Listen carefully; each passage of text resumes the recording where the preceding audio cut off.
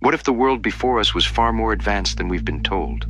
Across the planet, there are buildings that should not exist, massive cathedrals, stone structures stretching into the sky, perfect symmetry, giant doors, domes, towers, built with impossible detail.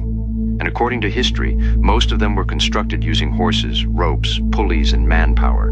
But when you actually look at them, the story starts to fall apart.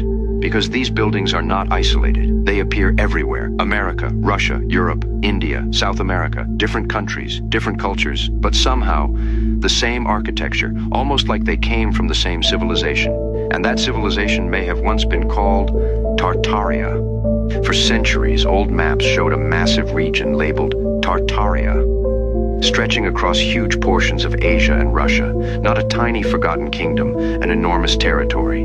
It appeared in atlases, encyclopedias, official records, and then suddenly, it disappeared. History claims Tartaria was simply a generic name Europeans used for unknown regions. But that explanation raises another question. How could it be unknown if they mapped it for hundreds of years? They knew where China was, they knew where India was, they knew where Persia was. So why was this massive civilization treated differently, and why does it vanish right as the modern age begins? Now this is where the theory gets darker.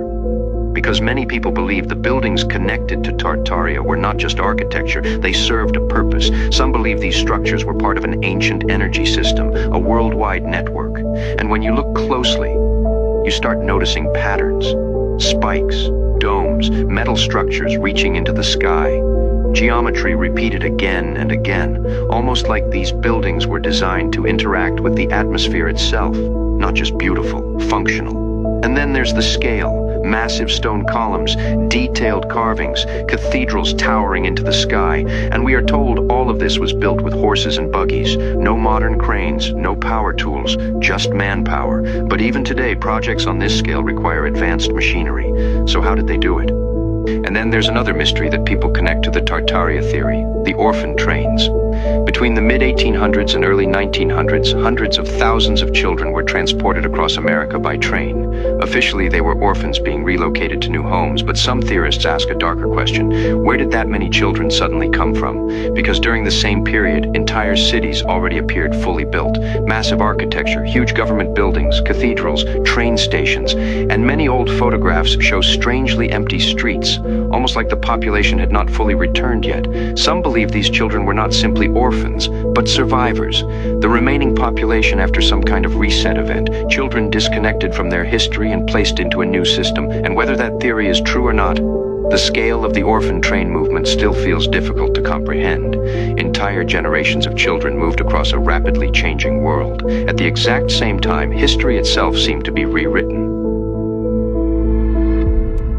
Then there are the doors. Massive doors found in old cathedrals and government buildings all over the world.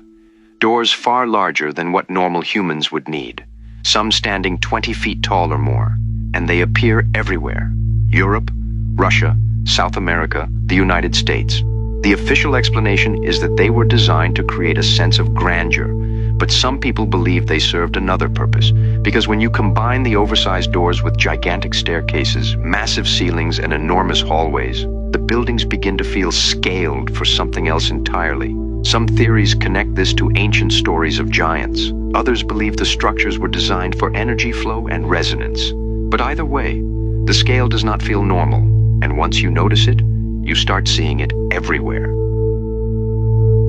Perhaps nothing represents the Tartaria theory more than the World's Fairs, especially the Chicago World's Fair of 1893. Photographs showed gigantic white cities filled with enormous buildings, domes, statues, canals, and lights. And according to history, much of it was built in only a few years, temporary structures. But many people simply do not believe that, because the detail looks impossible. Entire cities constructed with perfect symmetry, huge electrical systems, massive halls, and then destroyed shortly afterward, burned, demolished, removed, almost like they were never meant to remain standing. Some theorists believe the fairs were not displaying new construction, but old world architecture that already existed. And perhaps the strangest detail of all, many people at the time described the fairs as feeling almost futuristic, as if civilization had suddenly leaped forward overnight. Then just as quickly, it vanished. And then there's Nikola Tesla. In the early 1900s, Tesla began speaking about wireless energy, about transmitting power through the earth and atmosphere. No wires, no grids, free energy. He even constructed Wardenclyffe Tower, a structure many believe was designed to pull energy directly from the environment, but the project was shut down, funding disappeared, and Tesla's work was buried with him. Some believe Tesla was not inventing something new. He was rediscovering something ancient, something the old world already knew. And if that sounds impossible, look at the buildings again, massive stone cathedrals filled with copper, iron, quartz, and geometric precision, structures aligned almost perfectly with magnetic directions, buildings that resemble giant antennas.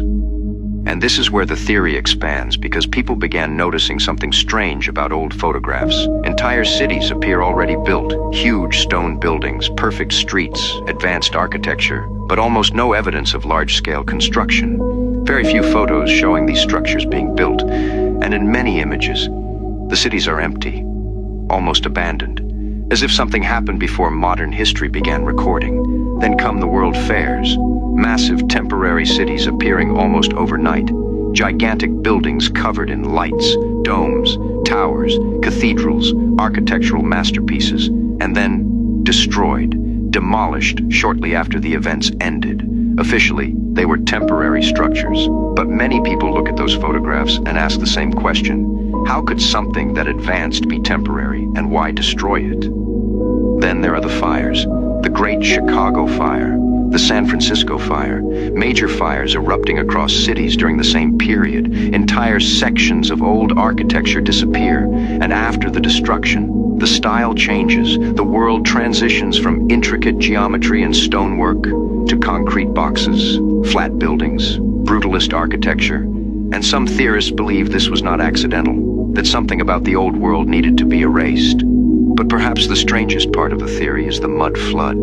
Around the world there are buildings with buried windows, doorways underground, entire lower floors hidden beneath the earth, almost as if a massive layer of sediment covered parts of civilization. And yet history barely mentions it. Some believe a catastrophe occurred, a reset, and the survivors rewrote the story afterward. Now, whether any of this is true or not, the reason the Tartaria theory became so popular is because it touches something deeper.